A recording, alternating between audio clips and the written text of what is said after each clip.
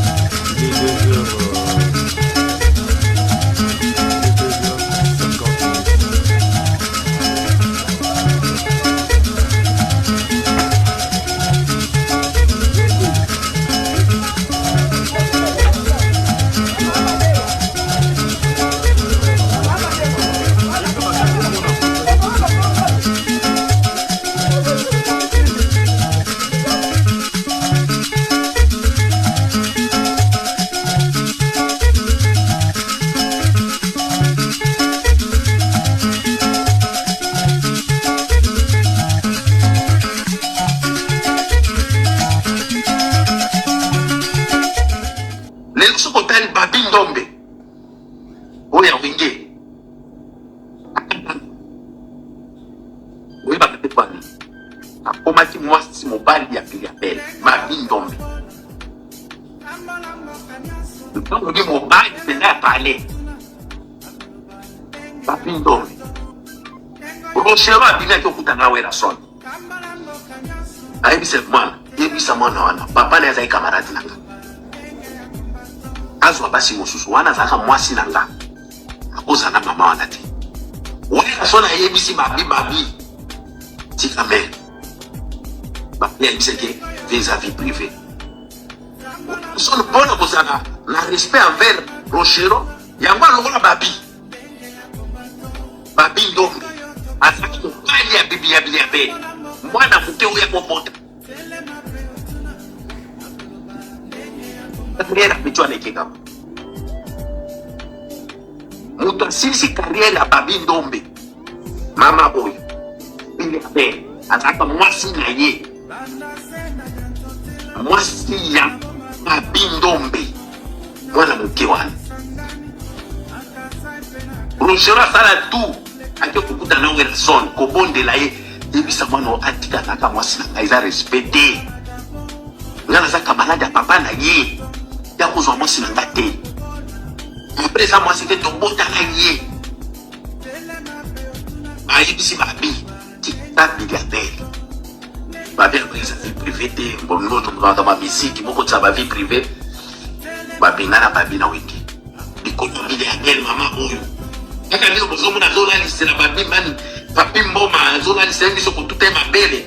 ndeko ya bandosala Babi parce que on bate oh Papi nini Papi Mboma eza mwana moke na peshi bino exemple ya mutu moko abima na ye Babi Ndombe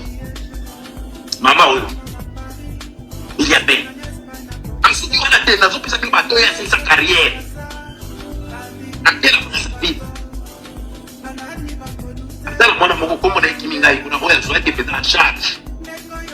ambon jen wajen wana tilelo abamba mbati akata tanto babi wana kina Rochero nda bela kinaki kuma na Gabon tango abeta kibila bela bateke chelele batili mazili mamganye mima ataki dans la Rico Star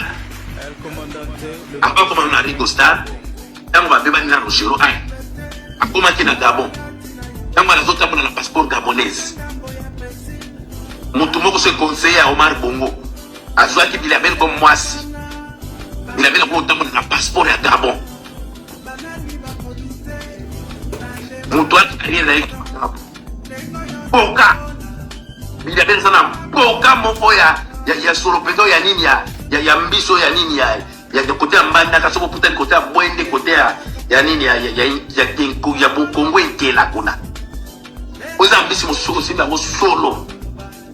asilisa papa ya bato azaki conseiller soki ya sasu ya nini ya Omar Bongo akatana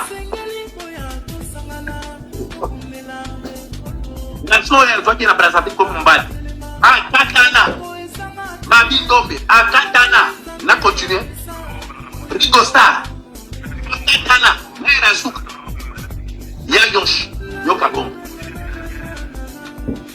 Yokalongo depuis kaka bimana bilabel atiaki na pale okaki Yokalongo ndio chamba boyoka yango lisusu depa beta nini poison nini muzembo babeta ki na ngamana kola akoma munene boyoka na kati kuna bokunuka kotani Babi Ndombe oya winge oya bakate kwa akoma ki mwasi mobali ya bilabel Babi Ndombe donc ni mobali penda parler Babi Ndombe Rochero abili aki okutanga wera son ayebisa mwana wana papa na azali kamaradi nanga